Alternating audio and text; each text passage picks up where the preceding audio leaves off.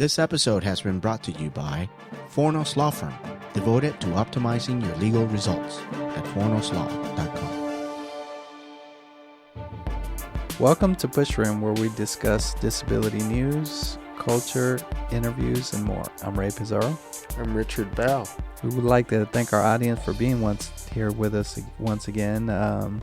Today on the show, we have Sandra Okada with us that will be sharing more information and some cool resources for adaptive driving. Welcome to the show, Sandra. Thank you for the invitation. Yeah, thanks for being here. I'm sure our audience are curious, especially those that just suffered, traumatic injuries and wanted to get more info of what it takes to get back on the road safely. So could you start off by, letting us know a little bit about yourself and what led you to get into the field? Well, I started out as a nursing major and then switched halfway into occupational therapy. Okay. I wanted to do more with people taking care of themselves and finding activities to engage in that are more important to them. I've worked in intensive care, ICU when people are first injured, to home health, acute care, rehab, outpatient, even daycare. Wow. So now I'm doing driver rehab for the last 18 years. So I feel like I've come full circle and get to see people with being independent in the community. That's awesome. Right. Yeah, so you said you've been in for how long? About 18 years with driver rehab. And right now I'm the California chapter president of the Driver Rehab Association. Okay. That's great. So when people want to, where do people start basically? So people get hurt and they're interested in driving. Is there workshops they have to attend to learn more about it, or do they? I mean, what is the steps people need to take to get involved in driving? There's a lot of steps involved, and it depends on if you have a license, if your license was suspended, if you had driving experience before. How stable you are, if you're wearing collars or body jackets, we need to wait. If you're getting therapy, we want you to be as strong as possible before recommending any kind of special equipment. Everybody's a little different on where to start, but it helps to talk to a driver rehab specialist. And you can go online to find a rehab specialist in your area. Okay. There's a website, ADED, ADED.org, and you can find a resource there. Cool. Yeah. Now, what kind of vehicles do you see people? Or is there any specific vehicle, or can you just use what you have? Vehicles. We don't want you to buy anything until we see you. Some equipment don't go in certain vehicles.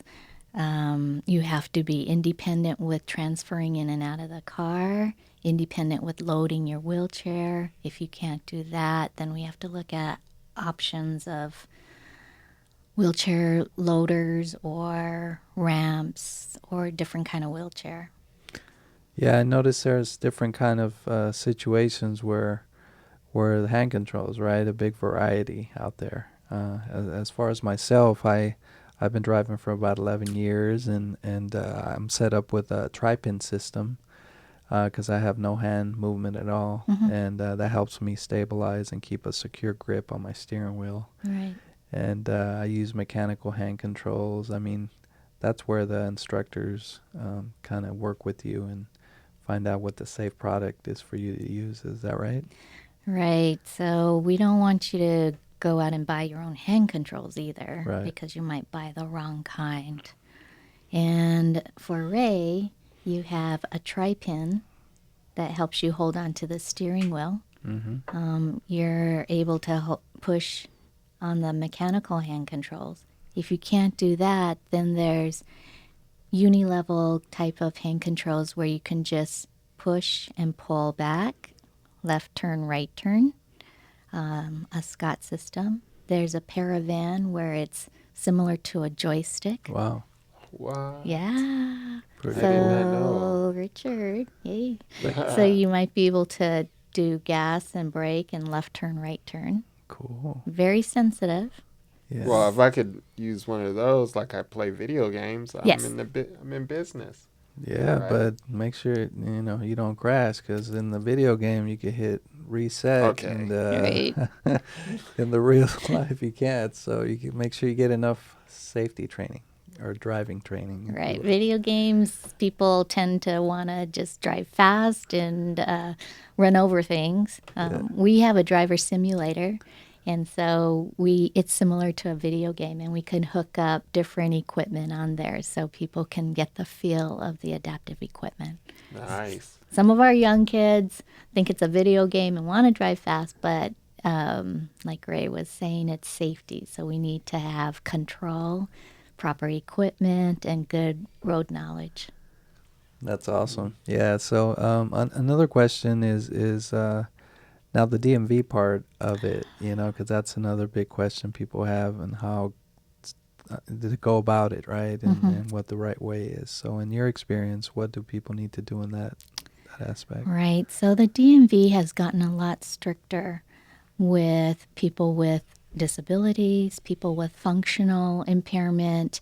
They don't really look at age either. So if you're over 70 or 80 years old, it's more function. And in the state of California, each state has different guidelines. But in the state of California, if you've had a loss of consciousness, if you have Alzheimer's disease or a functional impairment severe enough to affect safe driving, then those are reportable conditions. A lot of our patients and clients are reported by their physician. The physician is mandated to report you if you have those conditions. And who do they get reported to? A confidential morbidity report is sent to the Department of Health, and that's forwarded to the DMV. Okay. Then you'll get a notice for reexamination. If you don't respond in time, your license might be suspended or put on hold. Okay. Someone like us, the rehab specialist, can guide you through this tough bureaucratic system. And you might have to get a driver medical evaluation form completed by your doctor, go for a hearing at the safety office, and then get a permit to practice driving with a specialist, driver rehab specialist. Cool. So it's changed over the years. A lot of our guys have been grandfathered in and just bought their own hand controls and tried out different ways of driving. So we can't do that anymore. No, so nowadays you just can't go and say, I want to purchase this at any vendor or dealer, and they need to make sure you have proof of. Right. The vendors, because of liability, want proof of training before they install new or used equipment. That makes total sense, right? Yeah, I think that's reasonable. Yeah, because you have a bunch of people on the road that need to have full control of their vehicle. Right. So, yeah, And there has to be some kind of guideline. it's frustrating for some of you guys who have been driving for 10, 20 years with hand controls, and then you buy a new vehicle and all you want is the same setup. But for example, one patient had girdle stone surgery, and he had hip problems and his balance was off. So his situation needed to be changed.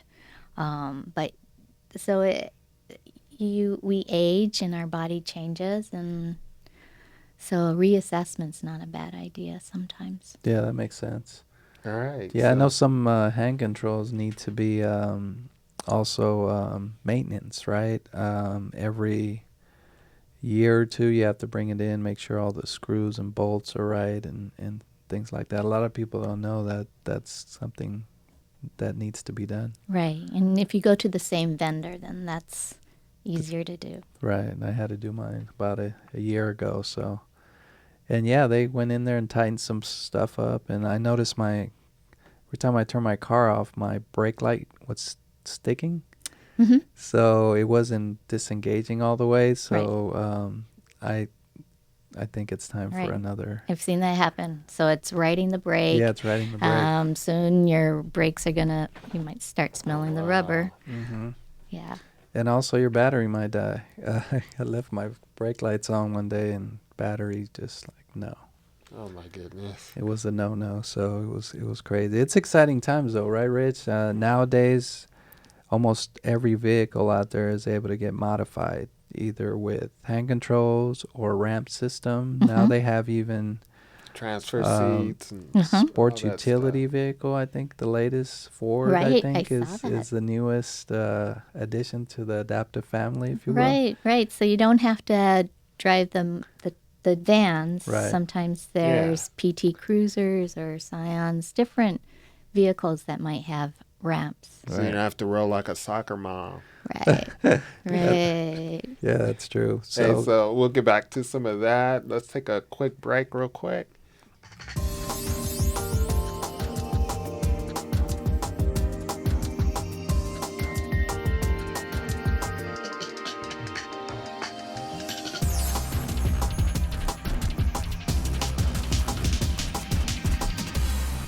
Okay, and we are back with Sandra here. Interesting topic here. One thing I wanted to ask you is if you're willing to share, any scary things that happened to you on the road that you could recall, or that you've been out driving? And Yeah.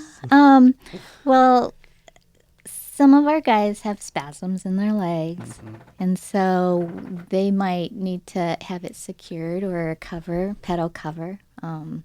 We've had situations where the spasms will hit the gas Oh my pedal. God. I've heard stories. One is where we had recommended a chest harness and to help support the trunk, and someone drove to Las Vegas and lost his balance and ended up rolling towards the passenger seat, and luckily he or others weren't hurt, but he came back and said, "Hey, I think I need that chest harness now to support me." yeah, I Oh, could relate yeah. to that a little bit. I know left turns for me are pretty scary because you get thrown into the middle, gravity and the G-forces of the turn, and I gotta kind of lean into my turn a lot and slowly, gradually make the turn, even though some people are always in a hurry out here and want to honk at you. And why is this guy turning so slow? That's another reason why I got my handicap plates, just so people give me a little more sensitive of who's behind the wheel. Right. Yeah, but yeah, it's super interesting how people. I recall the first day I drove. It was a very liberating experience for me, and forgot all about my disability there while I was behind the wheel, because I'm back, I'm going places, and big moment for me was the first drive-through I did. Went through In and Out and. Oh yeah. And got my first order of burger and fries, and I ended up spilling most of my fries on the floor that day because I wasn't Yeah. too sure how to hold the box and bring it over. So at least I had my burger that first time, but it was so nice and convenient for us to do that without getting out of our vans and doing all that stuff. So Yeah. that was pretty neat. And Exciting. Yeah. Opens up a whole world of independence. You get Absolutely. to go where you want to go, when Yeah. you want to go. Exactly. Yeah. So, any new things people should look for in the future? Have you heard of any changes in law, or just like you mentioned, they're more stricter? Is that A lot more that's strict. the case with people? The law, not with the law. DMV. They have like a driver safety department. Is that that's where they report? Right. So I know that if you haven't been reported yet, you can be reported at any time by anybody in California. And then you may have been reported, gone through driver safety, did a special road test. Then you could be hospitalized and report it again. So you might have to go through that process over again. Gotcha. Okay, so don't get sick. But, you know, urinary tract infections, you could get sick, and you might not be able to drive because you need all those muscles, existing muscles, to drive. So you do have to be diligent on how you're feeling before you go out to drive. Yeah. Yeah, and Yeah. you can't even be mad at that because it's all about safety. Yeah, and also, I'm sure medications has a lot to do with it too, you know, and as far as being not, you know, some of those medications have a lot of side effects that could cause sleepiness, drowsiness. Right. And that's something they take into account, right, before they kind of qualify you if you're on some kind of heavy narcotic or things of that sort. Right. So pain medications, spasticity medicines, all of it affects driving. Cool. Now, could you give us a little maybe price range as far as hand controls go? I mean, I'm sure it runs. They could start off at what? What's the starting point of some hand controls? Well, Ray, if you have to ask. I do. I mean, even though we know it's probably out of this world. But Well, a lot of our patients who don't have a lot of funds, they might go for the portable hand controls. And we don't really endorse them because they're a little more flimsier, and the screws on the pedals could disengage. Those might run about $300. I know guys like it because they can take it out in and out of different cars. But the sturdier, safer hand controls might run $1,800, $2,300 for mechanical hand controls. oh wow! And I know from there they can go up exponentially if it's all computerized, right? They Right. have those expensive computerized. Yeah, I'm sure the joysticks are a little pricey. Yes. I bet. And, A modified vehicle like that with high-tech equipment could be like $80,000. absolutely. Easy, yeah. And then Yeah. maintenance on them, a lot of people don't know that could cost them in the thousands sometimes, just getting them taken to whatever facility for reprogramming, That's right. updates, and all kinds of stuff. So it's quite a, it's not a cheap thing, but Right. luckily there's other programs out there like I think California Department of Rehab in some cases are Yes. able to help certain people with these type of expenses. That's an excellent resource. Yeah. If you are eligible, if you are looking for a job, want to get training, Department of Rehab will help with that.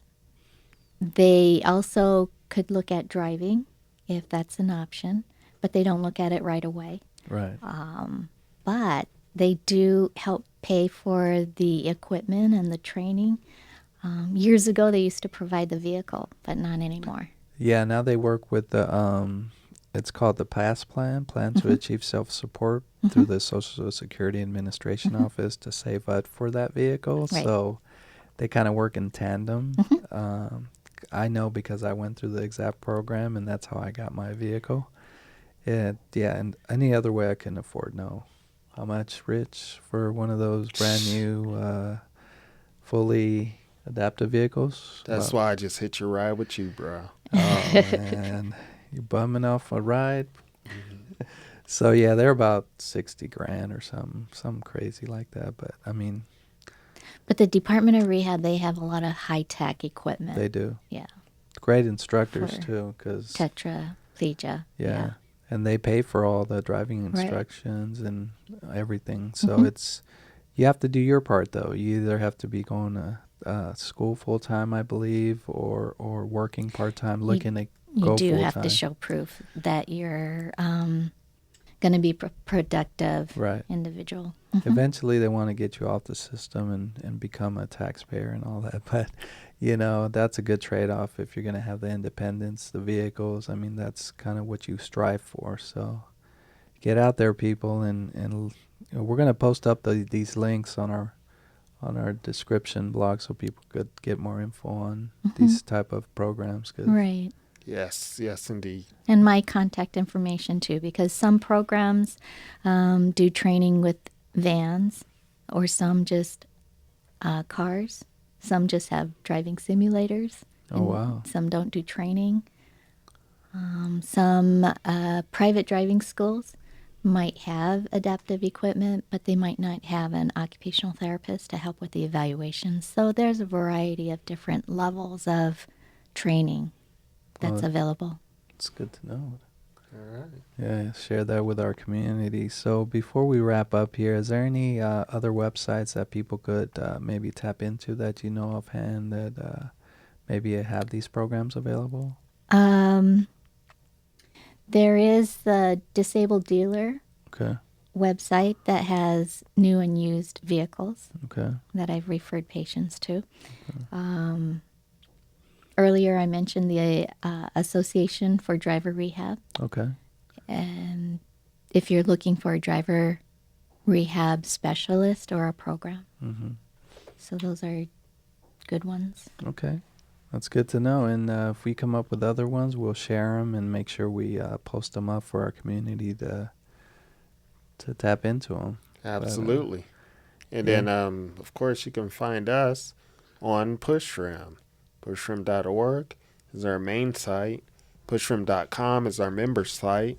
And we're at Club Pushrim for our YouTube channel. Yeah, exactly. And of course, we're on Facebook as well. Like us, please, and share, and just tap into all the cool resources that we have to offer our community. We greatly appreciate you guys tuning in, and we want to once again thanks Sandra for being with us and taking time out of her busy schedule to share all this cool stuff with our people, and hopefully we could see her again in the future with any updates or cool new stuff out there that we could learn about. Thanks a lot, Sandra. You're welcome. And All with right. that, Farewell. we'll see you next time. There you go. Bye, guys. We want to thank Maker City LA for allowing us the opportunity to create these podcasts. For more information, visit them at makercityla.com.